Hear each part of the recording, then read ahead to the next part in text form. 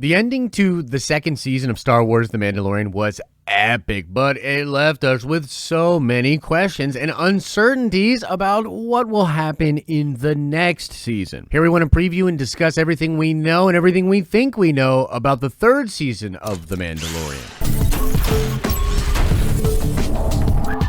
What's up, everybody? It's Josh. Welcome back to the channel. Smash that like button. Make sure you are subscribed, and let's get into this juicy video. First up, Mandalorian's not coming out until 2022. I know many of you still refuse to believe this, but at this point, it is pretty obvious. No way. Yes way. I have tweeted about a Forbes article in which they broke this down. I have talked about how the Disney official preview that was sent out for Disney Plus subscribers lists out all the content for 2021. The Book of Boba Fett is on there, and the third season of The Mandalorian is not on there. And in fact, if you go back to what Kathleen Kennedy actually said during the Investor Day, she does not say that the third season of The Mandalorian takes place next year. She says the next chapter of The Mandalorian will be released Christmas of 2021. That next chapter is the Book of Boba Fett. But I'm actually not here to talk about the Book of Boba Fett. I'm actually talking about the actual third season of The Mandalorian, for which, as far as we know, is still totally going to be a thing. However, if you start to think about the production for some of these other shows and what is actually going on behind the scenes, it kind of seems like we might have to wait until even Christmas time of 2022 to get The Mandalorian. Some people are speculating it'll be happening in the early part of that year. I don't think so. I think you will have to wait until late in the year. And this is mostly because John said they're not even going to go into pre-production on The Mandalorian Season 2 until they are done with the Book of Boba Fett. And I mean, that probably means done shooting and maybe even done with most of post. I mean, just think about the timeline. Like, how do you think they're going to be able to do it in a way that they'll have all of those shows come out at the same time, especially because they're writing the 3 spin-offs right now, writing and producing, okay? So Dave is heavily focused on writing Ahsoka currently. John is heavily focused on writing Squadrons currently, and the two of them have brought in Robert Rodriguez as sort of like the new third amigo, which I absolutely love. I'm a big Robert Rodriguez fan. I'll gush about that more in other videos. But essentially, they brought him on as an executive producer on the Book of Boba Fett. And so it seems like between the three of them, they will be sharing a lot of duty, writing a lot, playing with a lot of toys, and creating. But that does not leave a lot of time for them to actually create the third official season of The Mandalorian. And so I wanted to begin there to sort of set your expectation. As far as I know, and I always try to just report what the truth is, no matter how unpopular it might be to hear, as far as I know, The Mandalorian will not be out until 2022. Now, believe it or not, there's actually already a little bit of information coming out about this third season, and the only indication is that there will be a time jump. Now, this comes from Daniel Richtman, who is a very good insider. I actually think this guy might be Bob Iger himself, and maybe it's just his burner account, and he's doing this all for fun, because it's crazy how much Daniel knows about all the Marvel, DC, everything.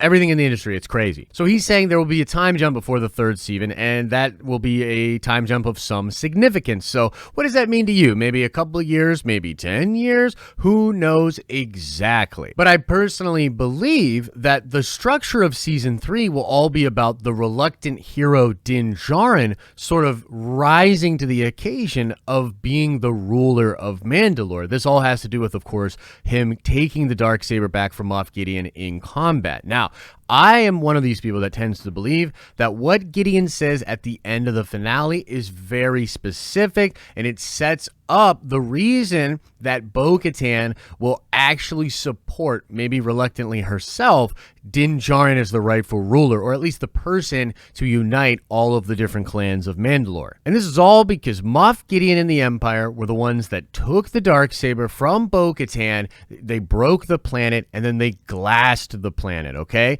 And the only thing that could truly unite all the Mandalorians would be a Mandalorian that wins that Darksaber back from Moff Gideon himself. That would be the only type of epicness that might be able to unite all the different Mandalorians that are now scattered throughout the galaxy. And I think that's what we're going to see. I think we're going to see Din going around trying to recruit Mandalorians, and you might even see the end of season 3 be some kind of a conflict with another major force out there, possibly even on Mandalore, an occupying force, some kind of secret base, something to do with Thrawn, something big in scale. But I could see a scenario in which Din and Bo are going out there gathering all of these Mandalorians, and then they're going to go try to liberate their planet by the end of that 3rd season. And then lastly, I actually want to throw a weird curveball at you all because I believe we will see Grogu come back in season 3. I actually think Grogu will come back, and I think the time gap is meant to give Grogu a lot of off-screen time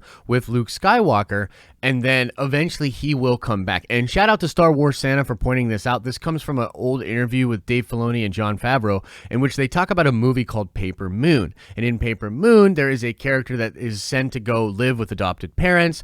That kid does not enjoy living with the adopted parents and eventually comes back to live with their actual parents. Now, Paper Moon is about a con man who gets involved in basically bringing a small girl from one place to another. And all sorts of craziness basically goes on, and it's really kind of a ridiculous story. But at the end of the film, the con man that had been traveling with this kid takes the kid to where the kid rightfully belongs, to their relatives, to her aunt. But by this time, the kid and the con man had gone through so many adventures together, they had actually formed a very strong bond, and the girl eventually leaves her aunt and goes back on the road with the con man. And so a lot of people believe that even though Grogu will leave for a time, he is destined to be back with Din Djarin because they are just too good of a pair. And I just don't see a way that Grogu doesn't end up back with Din Djarin. I think that their bond is too strong. And when he does come back, he'll also be